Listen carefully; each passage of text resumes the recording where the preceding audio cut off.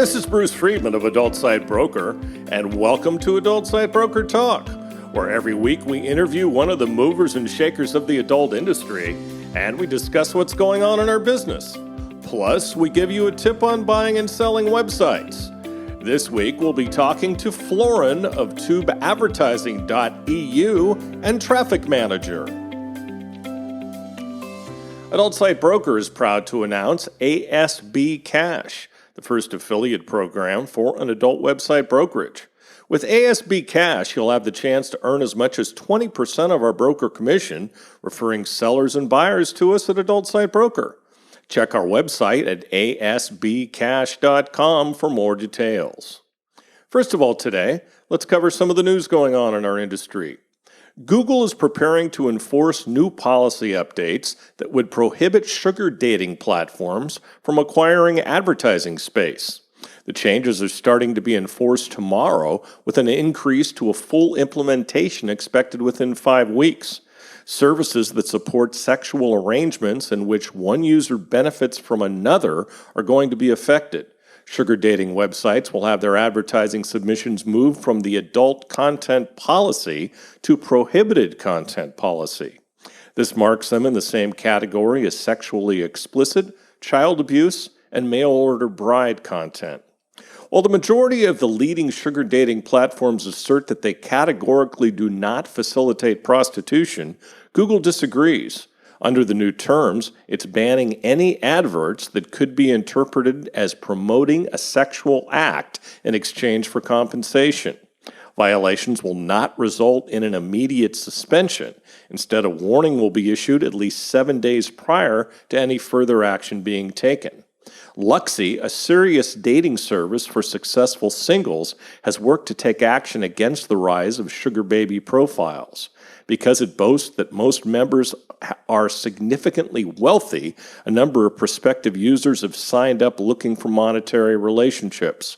All new accounts are stringently monitored for the first 24 hours and get removed if they use language that indicates a desire to take payments.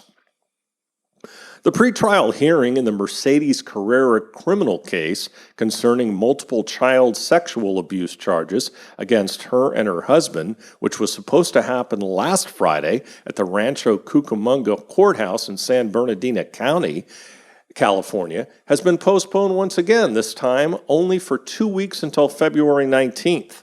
Proceedings have now crossed the mark of 2 years without a trial. Carrera and her husband Jason Whitney were arrested after a police raid of their home on February 1st of 2019.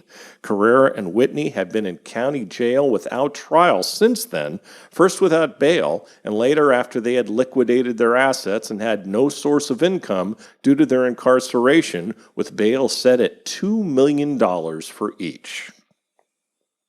The second meeting of Canada's House of Commons Committee on Access to Information, Privacy and Ethics, that's a mouthful, regarding MindGeek's content moderation, occurred Friday with the testimony and questioning of top execs at the company. MindGeek's top operation officers, Ferris Antoon and David Tassillo, appeared before a largely hostile committee to answer questions about the company's record of moderation of allegedly illegal content uploaded by third-party users onto their tube site Pornhub. The meeting was chaired by MP for the Alberta Conservative Party, Chris Weretkin, who had also presided over the first hearing last Monday. MindGeek is headquartered in Luxembourg, although many of its operations are run from Montreal. Antoon and Tassillo were identified by the New York Times as Canadian nationals. The first hearing on Monday loomed over Friday's often aggressive grilling of the MindGeek execs by several MPs from Canada's 4 major political parties. The MPs repeatedly referred to the emotional presentation by Serena Fleetus, a young woman from California who was at the center of the Children of Pornhub, Nicholas Kristof's article for the New York Times targeting Pornhub that was published on December 4th. Fleetus had told the committee of having difficulties getting Pornhub to remove a video she had shot of herself as a teenager that she sent to a boyfriend and which was allegedly repeatedly uploaded onto the tube site by unidentified third parties. The centerpiece of Monday's hearing was a lengthy presentation by Fleetus's lawyer, a New York City-based litigator, Michael Bowie, who had previously represented disgraced evangelist Jerry Falwell Jr. and Donald Trump. In an unusual development, Weritkin's first scheduled meeting on the subject featured a non-Canadian liability lawyer openly advocating for changes in Canadian law so that a non-Canadian client could sue a Canada-based company run by Canadian execs for a ruinous amount in damages. See if you can follow that. The hearing started with a stern Weritkin warning his witnesses that they were under oath and lack of cooperation with the committee might result in being found in contempt of Parliament. Antoon emphasized the MindGeek executive's status as fathers and family men and reminded the committee of their 1,800 employees with families and loved ones, most of them Canadians. The general approach of Antoon and Tassilo was to point at what they considered MindGeek's status as the tech industry's leader in proactive content moderation. Again and again, both execs referred to the work-in-progress nature of content moderation in general, to their oft-repeated line that the eradication of child sexual abuse material from their platform has always been a priority for the company, and that one illegal video uploaded is too many. A Utah House of Representatives committee meeting last week to discuss a lawmaker's proposal requiring all new electronic devices sold in the state to have porn filters turned on by default featured a presentation by a representative of a religiously inspired anti-porn lobby in the center by the National Center of Sexual Exploitation, or NCOSE. The bill in question, House Bill 72, was reintroduced last month by Representative Susan Pulsipher. The bill, which Pulsipher had unsuccessfully attempted to introduce last year, would mandate default porn filters onto phones and laptops sold in Utah. If passed, the mandatory filters, from which for-profit, faith-based software companies have been profiting for some time, would have to be activated by default in 2022. According to analysts, international manufacturers of phones and computers like Apple and Google would face civil liability if they don't comply. Utah politicians have made regular attempts to pass hard-to-enforce state bills allegedly to protect the citizenry from made-up public health crisis around porn. During the hearing, Pulsipher invited a person identified by local media merely as a director of public policy at the National Center for Sexual Exploitation. More specifically, however, this expert witness was Eleanor Gayton, VP and Director of Public Policy at the National Center on Sexual Exploitation, formerly known as Morality in Media, and the leading religiously inspired national lobby waging the current war on porn. In 2015, Morality in Media, which has been fighting what they describe as obscenity, including Sports Illustrated, Cosmo, and 18th century novels since the 1960s, and they renamed themselves National Center on Sexual Exploitation. The NCOSE name has deceived journalists and politicians unfamiliar with their agenda and seems to have been chosen to borrow legitimacy from the unrelated but sound-alike National Center for Missing and Exploited Children, a respected secular organization with no anti-porn agenda. Gayton was one of the leaders in setting public policy stigmatizing sex work as a George W. Bush appointee between 2003 and 2009. Her own press bio also boasts of having been instrumental in passing major U.S. legislation, including FOSTA SESTA. Good for her. Now let's feature our property of the week that's for sale at Adult Site Broker. We have just listed 5 amazing adult domains for sale at Adult Site Broker. Any of these domains can be used to build a very successful and brandable website. The domains are Sexo.com, that's spelled S-E-X-O, and Pornflix.com, listed at $5 million each, Ass.com, listed at $4.25 million, Stud.com, listed at $2.95 million, and Stripcam.com for only $695,000. For more information, contact us on our website at adultsitebroker.com. Now time for this week's interview. My guest today on Adult Site Broker Talk is Florin from tubeadvertising.eu and Traffic Manager. Florin, thanks for being with us today on Adult Site Broker Talk. Well, good morning, everyone. Thanks for having me, Bruce. It's a pleasure. It's a real pleasure for me as well. Okay. Now, Florin has worked in the internet ad and marketing business since 2010. He started out by offering SEO consulting and link building services to different small and medium companies from Romania and Italy. Today, Florin is the CEO of tubeadvertising.eu and trafficmanager.com. Now, tubeadvertising.eu is an affiliate network based in Romania that has over 2,000 publishers monetizing their traffic worldwide. The Tube Advertising affiliate network deals with around 300 million clicks every month. Now, trafficmanager.com has been around since 2016. This tool can be used by any person that wants to build his own affiliate program or affiliate network and doesn't know where to start from, doesn't understand the game, and wants to learn how to promote his own or third-party products.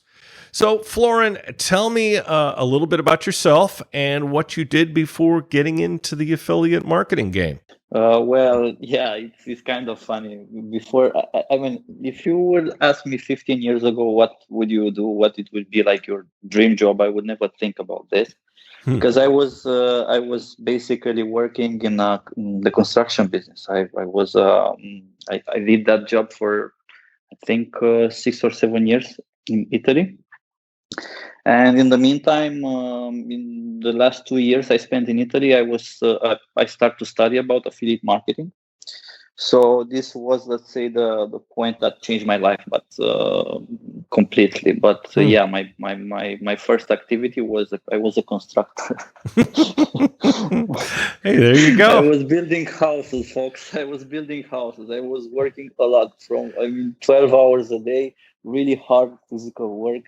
And I was enjoying it as well, but sure. My life changed a lot since I joined the affiliate industry. A lot. Hey man, it's a good skill to have. It's good to be handy. I wish I was. Exactly. You can fix things. Yeah, you can fix things around the house, and you don't have to pay anybody. So how did you end up in the affiliate industry? Well, I started to like a little bit playing with Google. At that time, it was quite easy to do SEO. I mean, all you need to do is to build some links on a website, have a nice and clear text, title, description, keywords, and like in 2-3 months maximum, sometimes even less, you could rise a website in the first positions of Google. The good old days, huh?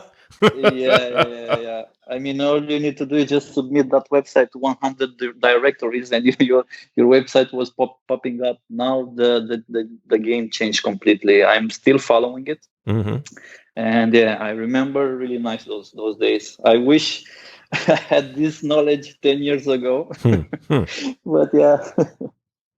Crazy. So then, how did you end up in the affiliate game? Well, yeah, exactly. I started with SEO. I started to do some link building and website servicing to a few guys, a few small companies, and between these guys, I had like one client that was doing adult. He was doing tube sites, and I helped him with the SEO job. And after a few months, he told me, "Look, Florin, all the websites I'm doing are going really, really well. You should do it. You should do some for yourself as well." And I said, "No, that's not for me. I mean, I would just offer this service professionally. That's good. That's good enough." And this is before the mobile gold period. Who knows what I'm talking about? And I started to I continue to do this small sites and link building services for this guy. And then I did, okay, let's make a test. I did a website, a tube site. I put it live. 2 months later, I had like 30,000-40,000 visitors per day in my website. And I was monetizing at that time with juice ads. I still remember it. And yeah, this was the first website, and I still keep the domain. Also, the website is just like a a sweet a sweet memory I have. I still have the domain. I never let it expire. Hey, you So never. that was my first step. Yeah. Okay. So now, what do you like best about being in this industry? Well, after all these years and connecting with so many people, let's say the thing that I really, really love is the fact that all the whole industry is like a big family. Everybody knows everybody. When you go to a conference Yep. and you meet with people, you feel like you meet some distant cousins or something. Mm-hmm. Some of them are like brothers. We agree. Yeah. So this is the thing I like more. I never felt this. I never had this feeling when I attended, for example, mainstream conferences. Mm-hmm. Everybody is so distant. Everybody's on his own path and business, and they take care of their slice of the pie. In the Right. others industry, it's a little bit different, in my opinion. Everybody is shared. Sure. I agree. I agree with you. It's what I like best as well. That's why I miss the conferences so much. So tell us a little bit about your first project. Now that would have been after you had your site, you did Traffic Manager, right? No, that was tube advertising. Tube advertising, Traffic Manager came after. Oh, I didn't know that. Manager Okay. Yeah. Traffic Manager is basically the technology behind web advertising, because we tested at the beginning a few tracking tools that were on the market at that time. Yeah. Has offers. We tested Cake. We tested another 2 or 3. I don't remember the names. Some of them are even disappear from the market right now. Are not there anymore. Right. And yeah, we saw that we are paying too much. I mean, for a country like Romania, because we were focusing on Romania mostly, and for the value of the clicks and the conversion we had in Romania, was not reflect. I mean, you couldn't. Most of the profit was going to the tracking tools because they were charging us on clicks. Okay. Oh yeah. And they were asking us like 1 cent per click, 2 cents per click. Mm-hmm. And in Romania, 1 click you could sell it with maybe 2-3 cents if everything was okay. So at the end of the day, we said, yeah, this is not for us. No. We need to build it from the scratch. We need to have it in house. Got it. And that's Traffic Manager. .com, the tracking solution. But the first project was the tube advertising, the affiliate network. After I saw that let's say the traffic coming is bringing some money, the tube traffic I had, I say, okay, let's build a few more sites. I built on my own, I think 10 or 15. Then we were selling this traffic to different affiliate networks. At that time, I was working with GCS. Then I don't know if you remember them. Affiliate for You. Oh yeah. I worked with them for a period. Then I worked with Broker Babe. I worked with Bitter Strawberry. So yeah, we said at the end, you know what? Let's build our own stuff, because these guys for sure they have some margin. So since we have this amount of traffic, let's try to build our own stuff. And this was the first step to the affiliate network. Okay. From there, yeah, we started. We continue building tube sites to increase in traffic. Today, I think we still have around 105 sites, something like that. So yeah, this is the affiliate network, and most of the traffic we have there is it's started from us, from our in-house tubes. Okay. So now, tube advertising is your main thing right now. Give me more details about that. Yeah, it's one of the main things. It's not what it's supposed to be till I think 2 years ago, when everything kind of changed in the industry. The good offers are not there anymore. Not so easy to find. But yeah, it's still a good project. It's still working. We have people buying traffic from all over the world. Now we are not working on CPA anymore like we used to. We work on clicks. We sell the traffic on clicks. Sure. most of our clients right now are like webcam studios that want to promote the rooms, and product owners, dating owners. It's still working. It's still good. But we focus more on the technology side. Right. Step by step, we're changing. So traffic manager, it will become soon the main thing. So traffic manager, a lot of other people are utilizing that tool now, correct? Sorry? A lot of other companies are utilizing traffic manager. You build it to use in-house, and now you've got a lot of other companies using it, right? Yeah. Well, I mean, this started as a game, to be honest. I mean, not as a game, but as a favor to a few friends. The traffic manager thing started as a favor to a few friends that were asking us, look, guys, I know you have a tool. Can we rent it from you? We are paying as offers, and this is costing us a lot of money, and it's basically it's taking us a lot of the profit. Can you share the tool with us? I said, look, we have it in house. If you want, we can install it for you, and you pay us the servers fees. And it was like a friendly, a friendly thing. And 3-4 friends that started to use it at the beginning, and they were asking a few things. We were adding them, and we were like asked them to pay for the development, because we had at that time only one programmer in, one tech guy, and at the end we saw that it become like a product that can make a difference in the market. We can sell that. Sure. So this is how traffic manager started at the. It's amazing. And now, yes, a lot of. Go ahead. Sorry. Sorry. I said now, yeah, indeed, a lot of companies use us, especially from the adult industry. We have some casino clients, so yeah, the thing is growing up beautifully. It's amazing how things go sometimes. You develop something to do one thing, and all of a sudden, it's doing others. Yeah, I mean, if you think about it, everything is connected, because we never thought about having a tech company. We just need it for our own stuff. And when you do the things in the right way, people appreciate it, and they want to contribute, and they want that product. They pay for the product, and so on. We never think about having a platform, a tracking platform on the market. But when we saw the potential, we said, well, okay, why not? Let's do it. May as well. There's money in those hills. Now, where do you see your companies a couple of years from now? Where do you see them being? Well, in the meantime, beside the traffic company and the tracking tool, we notice by having an affiliate network, we notice also different problems with the payment tools, paying affiliates and everything. So we started to build something in that way as well. What I would like to do, and it will happen in maybe 1 or 2 years from now, to have also in the same tracking tool, I would like to have also the affiliate payment system integrated and everything.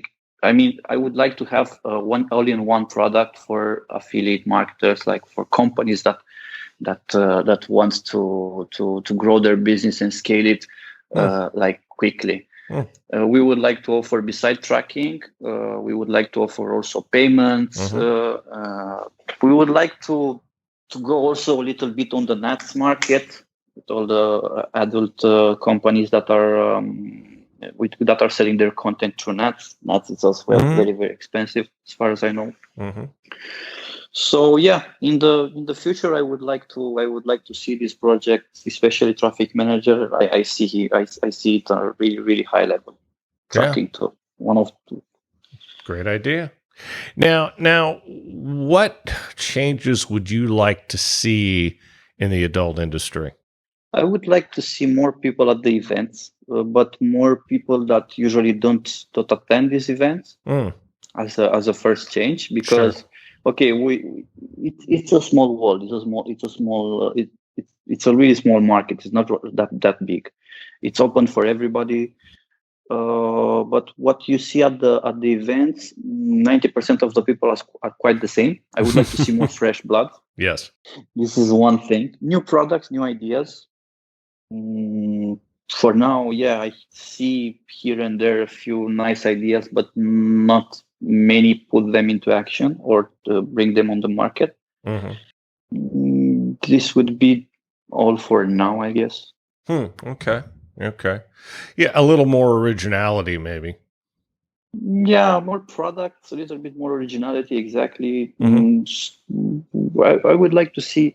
I would like to be able to choose, as it was a few years ago. I mean, a few years ago, you could choose between which product to promote and which product to stay away from. Now, you don't have too much choice over there. I mean, yeah, the products are quite the same. Yeah, there are dating or there are market leaders, and among those market leaders, there's a handful of choices. That's true.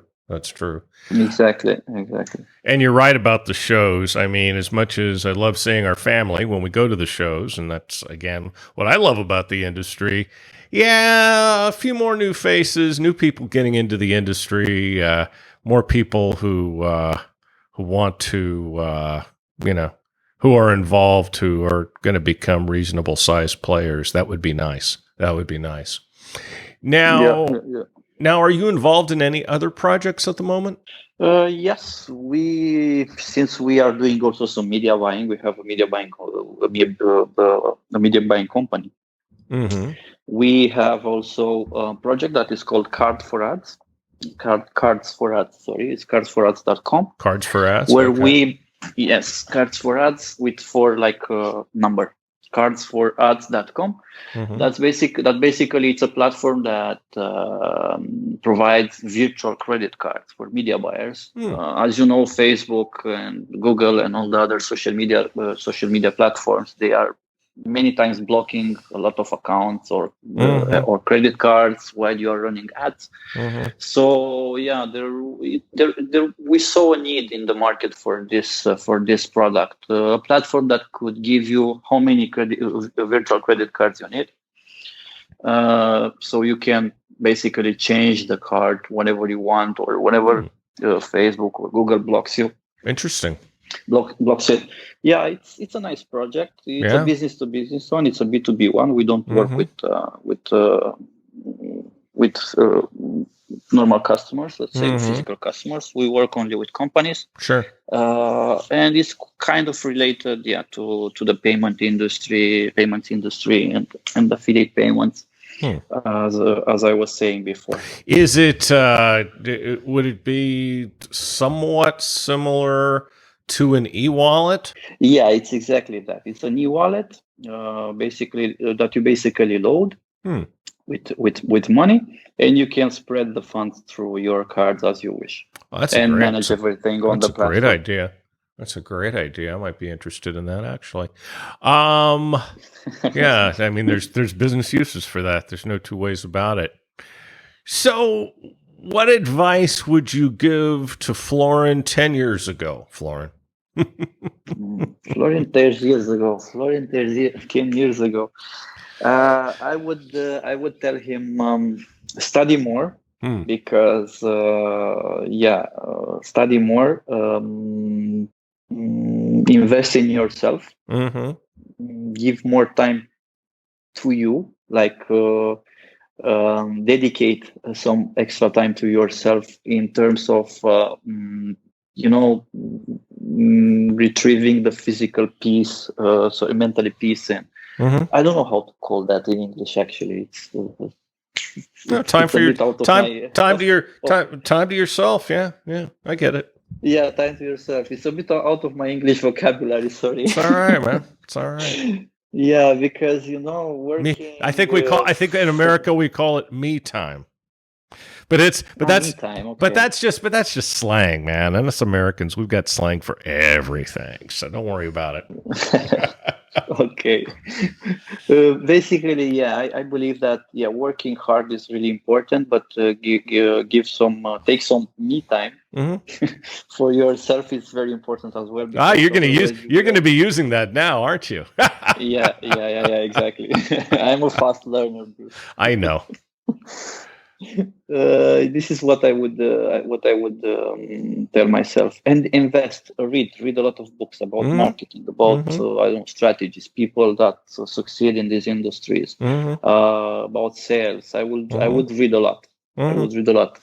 Be careful with marketing reading though, because there's so many bad methodologies out there that I would be careful. I'd be careful what I read as a marketer from way back. I think there's a lot of structural things about marketing that they teach in the schools that are just plain wrong. So just be really, really careful what you read, because it might send you in all kinds of weird directions that aren't going to get you anywhere.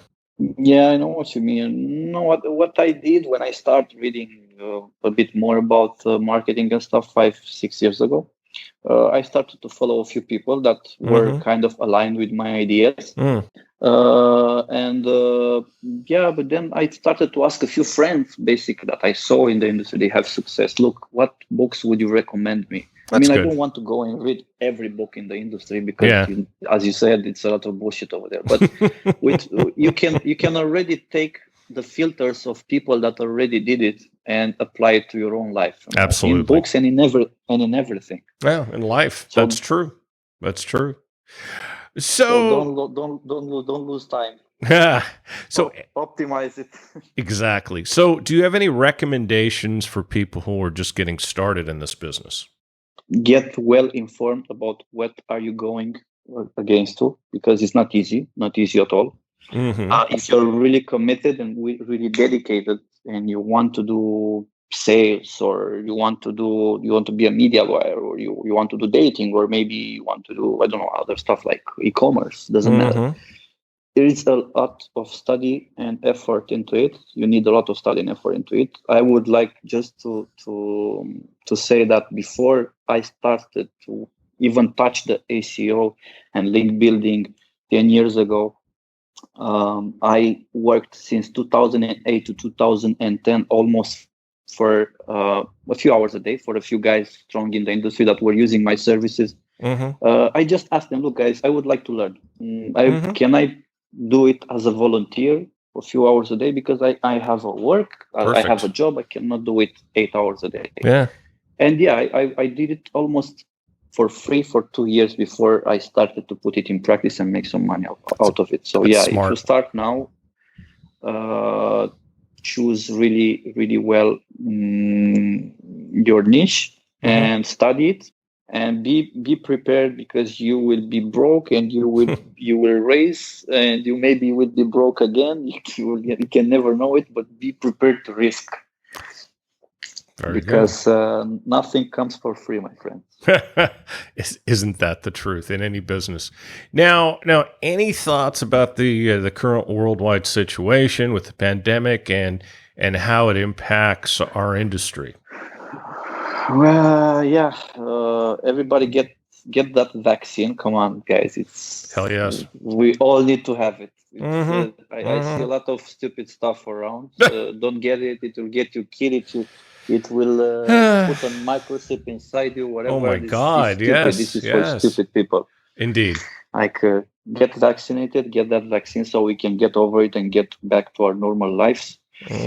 Finally, after almost 2 years. How much is it? 1 year and something for now. But I think it will still be there around 6-8 months, in my opinion. Get that vaccine. The first thought I have, and advice to everybody. And I saw a lot of companies in this period, in this past year, going down because of this.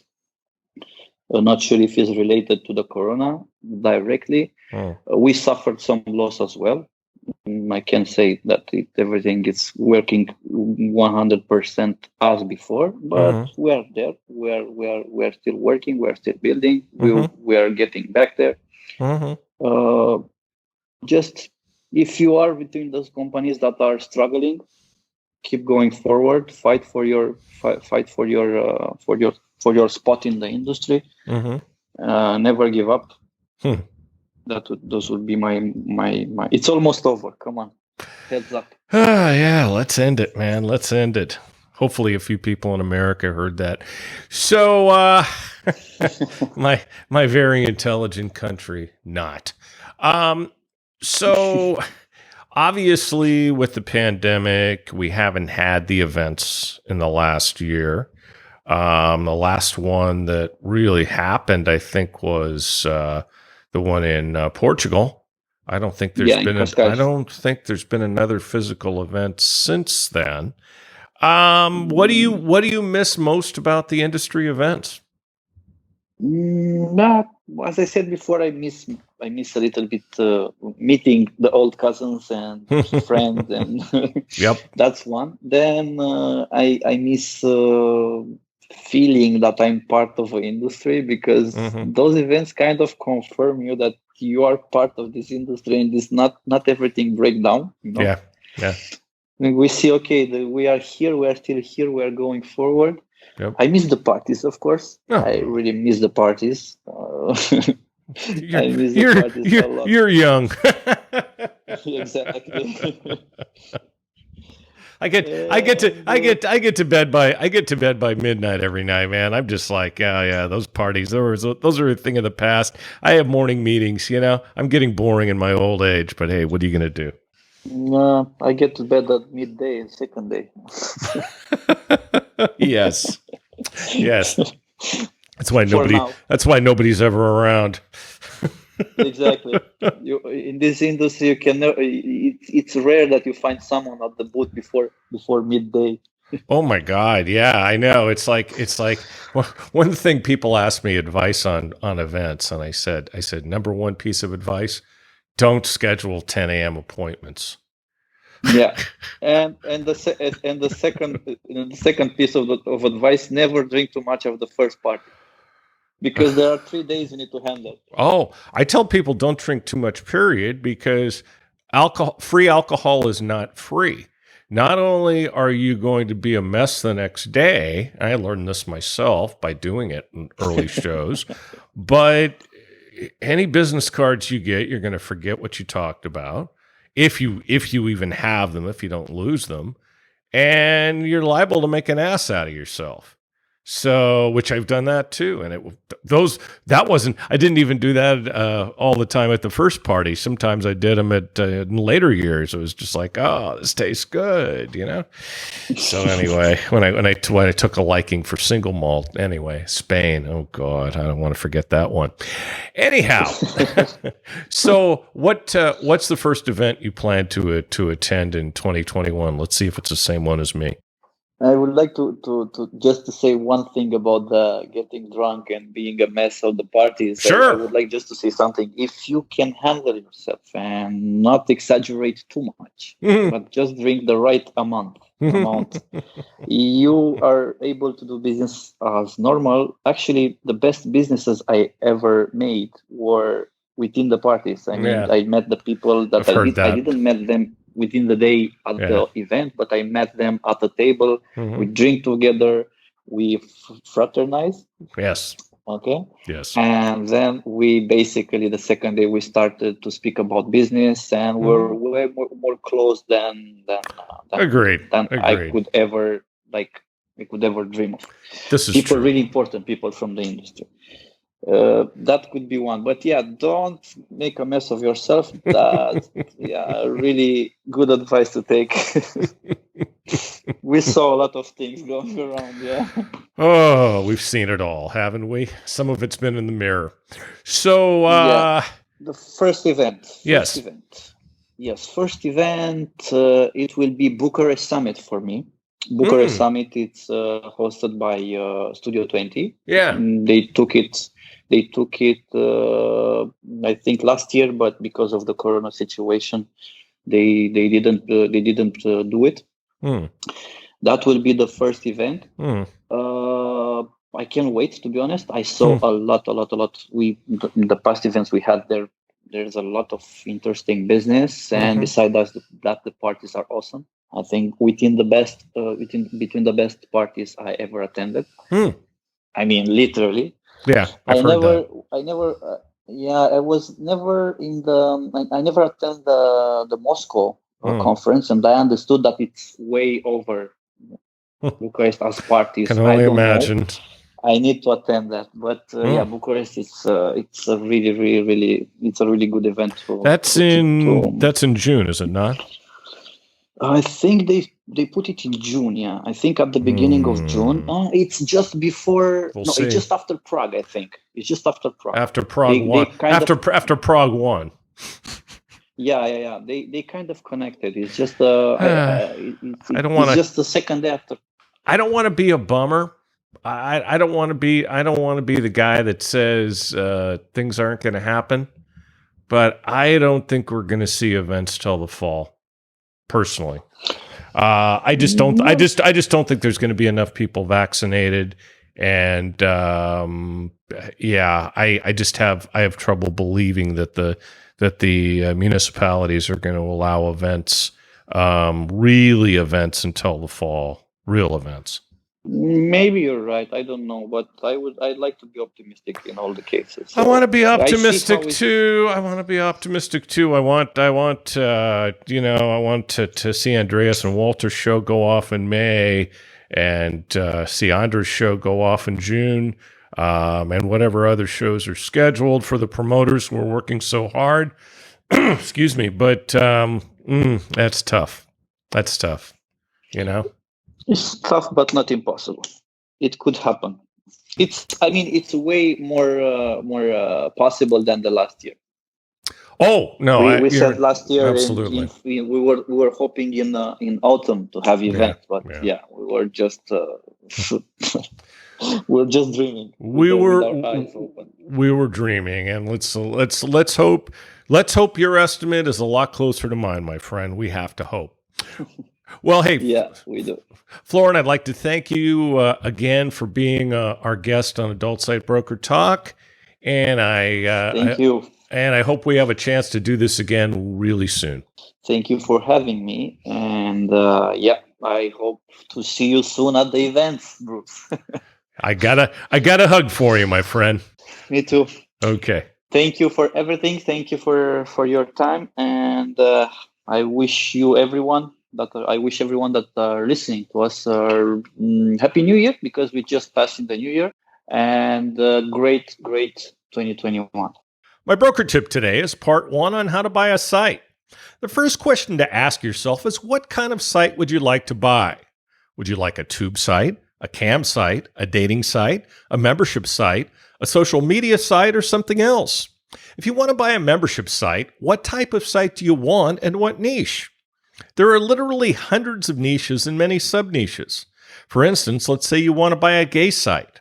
Under gay, there's bears or mature, bareback, Asian, Latino, amateur, bi, black, Euro, and fetish, along with many fetishes under that classification. Plus, there's hardcore, jocks, porn stars, solo, trans, twinks, and uniforms. Straight has even more sub-niches. I can't tell you how many people contact me and just say, I want to buy a site, or I want to buy a pay site. I obviously need more information than that. How you make this decision should be based on these factors. What interests you? What you enjoy should definitely play a part in what you buy. If you like men and want to make money on a straight site, that's probably a really bad idea. Same thing if you're straight and want to buy a gay site. So what you like plays a part. What's your budget? This is something you need to establish at the very beginning. Not only do you need to know what it is you're working with, but some classifications of sites are more expensive than others. For instance, if you want to buy a cam site with any traffic or revenue at all, you're going to need a lot of money. In fact, to buy any established site will be somewhat expensive. If you buy a site that is pretty much just a platform, without traffic or sales, you're going to need a huge investment to build it up. In that case, it might actually be as good or better just to start your own site. That way you get exactly what it is you're looking for. We'll talk about this subject more next week. And next week, we'll be talking to Monty Khan of Right of the Dot. And that's it for this week's Adult Site Broker Talk. I'd once again like to thank my guest, Florin of tubeadvertising.eu and Traffic Partner. Talk to you again next week on Adult Site Broker Talk. I'm Bruce Friedman.